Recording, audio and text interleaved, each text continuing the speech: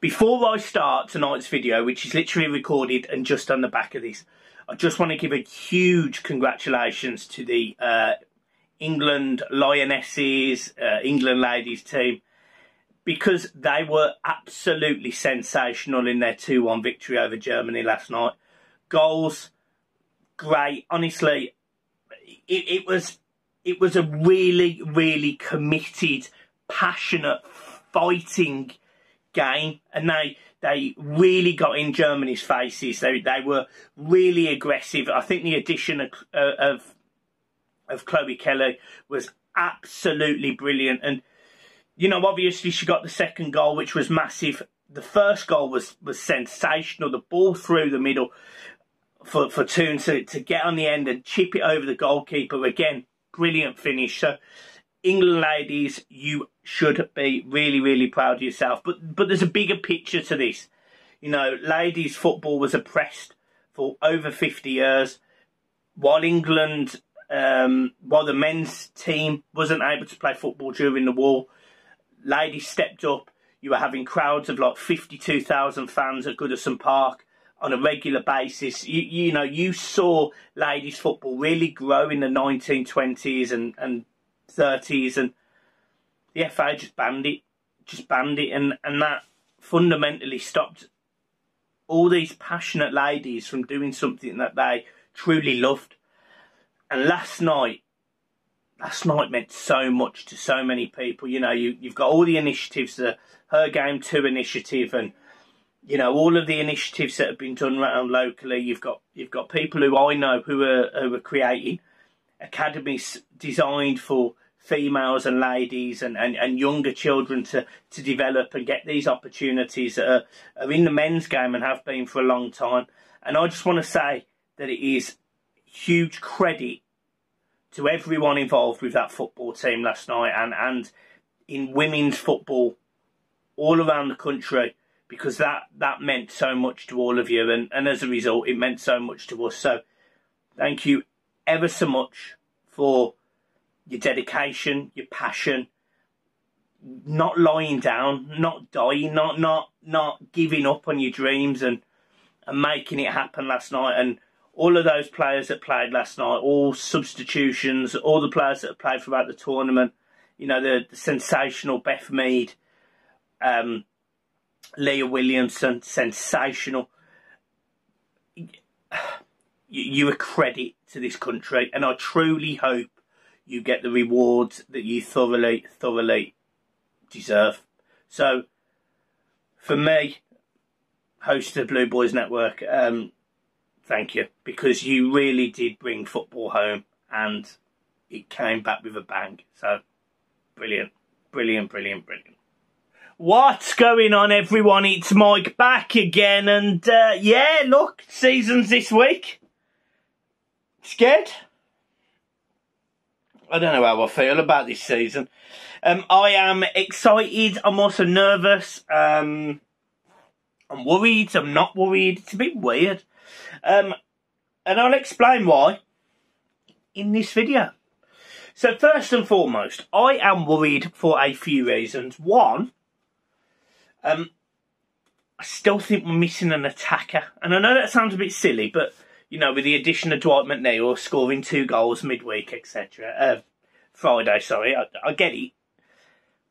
But I do think we could do with another attacker. I do think we need a spare, because, you know, let's be honest, if and when Calvert-Lewin gets injured, the replacement's Rondondinho, and that concerns me, as we all know. So, yeah, that worries me. And I do think we need an attacker. I think we need someone with a different style of play to both of them. You know, both of them can hold the ball up. We saw that.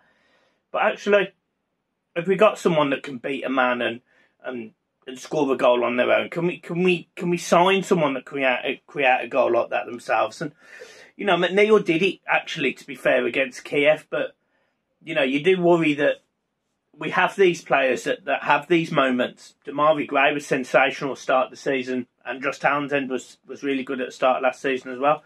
But he fizzled out, he fizzled off. And the worry is that could happen with Dwight McNeil if he starts really well. So, yeah, I do think we need another striker. The links with Brozier have gone a little bit quiet. We've recently been linked with Michy Batshuayi, who we know from his loan moves in I think he played for Palace and obviously playing for Chelsea. And look, he's a player that he's a capable player. I just think we could probably sign better, actually. I don't think he's anywhere near as consistent as he could have been. I think we had a player of his sort of ability in Moise Kean, and he didn't, he didn't make it, and equally, he got shipped out on loan, etc., and then sold on. So, yeah, I do think we need someone, but I don't think Michy Batshuayi is the right person.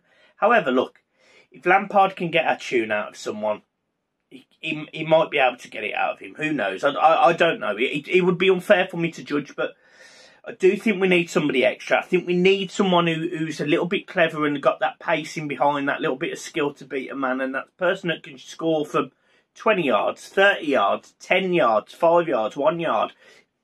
And it's difficult. It's difficult to find goal scorers that tick that box, that pedigree. So, yeah.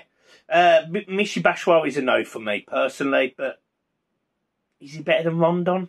Probably. Probably is. In terms of other players in the Everton camp, well, we actually need to be getting rid of some. Players like Andre Gomez still there, 1st of August. You could probably argue that for Alan as well. Some people want to keep Doucouré. I personally am not really bothered about him. So he can go or stay. Tom Davies is one that I'd get rid of. So there's your midfield gone. Then you go into other positions, centre halves, Keane, Holgate. I prefer Holgate to Keane, but he's going to be 4th choice. Mina, Godfrey, Tarkowski would be the 3 that I'll go with if we're playing this 3-4-3 formation. I think Patson will play more. I think Mikalenko will play. So there's your solid 5-3, 3-2, whatever you want to call it. Midfield's going to be Ghana. Ghana's medical.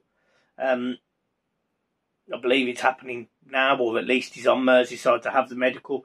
The deal's done. Like he's agreed to join Everton on a 2-year deal, with I think the option of a 3rd. PSG are happy he's left because it gets off the wage bill. And let's explain who we're signing here, because I want people to realise we're not just signing a bit part player. This guy has made 74 appearances for PSG since 2019. Bearing in mind the league was shut for a while. He made 99 for Everton between 2016 and 19. He scored 3 goals. He played 74 for PSG and scored 6, scoring 4 last season in all competitions. So this is a guy that has proven he can play with the best consistently. And then when people say, well, how many games did he play last season? He played 34. He played 34 games in total last season, scoring 4 goals. So this is a guy that is, again, capable, fits into the team, knows what it takes to be a Premier League player. He's good enough. He's someone that I trust with the ball. I trust off the ball. I think sometimes he could be criticised for his running off the ball, but actually, let's be honest, Everton have not been great at following their men from midfield for a long time, and that's hopefully something that Lampard will address. So, Ghana's a great signing, and people have been saying about all his wages, I hope he's not on stupid money, etc. If the rumours are to be believed, it's about 85 to 90,000, and for a player of Ghana's quality, I'm not put off by that. I think that's probably the going rate for a player that's just left PSG and not particularly being pushed out the door. Yes, PSG are not stopping him leaving, but I actually think it's more the fact that he's concerned about the players that may be going into PSG and his game time rather than them wanting him gone. So he fits the bill. He's played really well against some of the best teams in the world. Real Madrid was a standout match for him. So, again, there's positive. And he'll come into this midfield and he'll make Everton look better. He'll make Everton stronger instantly. If he signs before Thursday, I'd start him against Chelsea. Like, straight up. He'd go straight into my team, no problem. And that is because we know what we get with Garner. Garner is literally the same player, whether he was 24 or 37. Like, he's still going to be a similar player. Yes, his legs will go over time, but honestly, he puts 110% into a pitch. He'll work his absolute backside off. He'll track runs. He'll win the ball comfortably. He'll be aggressive where needed, and he'll get Everton on the front foot. And that is exactly what Everton have needed and been crying out for since he left. Gbamin could have been that player, got injured. Another one that could be going. So, yeah, I mean, we'll see. We'll see. We've been linked with other players. Billy Gilmore, Ross Barkley. The Ross Barkley deal is dead by all accounts. Everton don't want to sign him. I said this before and I say it again. He is better than what we've got. He is, 100%. Ross Barkley was better than what we got. But his injury record concerned me. The games that he's played over the last, not just 2 years with his 8 appearances, but actually 3, 4 and 5 years. He didn't even play a lot of games for Everton in his last season, in his last 2 seasons. So, I'm not necessarily against Ross Barkley not signing. I wasn't really for him signing because I don't really like him. And that's me being brutally honest. In terms of the other way, so then looking at other players that we've been linked with and how they would fit, well, you know, you're going to sort of see Everton playing inverted, I think. You're going to see 2 inverted number 10s. You're going to see Calvert-Lewin and the 2 just playing off him, which will be McNeil and probably Gordon. You'll see Garner sitting at the base of that. You'll see probably Decore sitting in the middle in between that. You'll see Patterson and Mikalenko. You'll see the 3 centre-backs I named earlier, and you'll see Jordan Pickford, and that is what I think the team will be. I think Everton, I said this, based on our performance the other night, I didn't want to get ahead of myself, and I won't. And we're playing a Kiev side that have been depleted of their quality from abroad for obvious reasons, and love goes out to all of them, of course.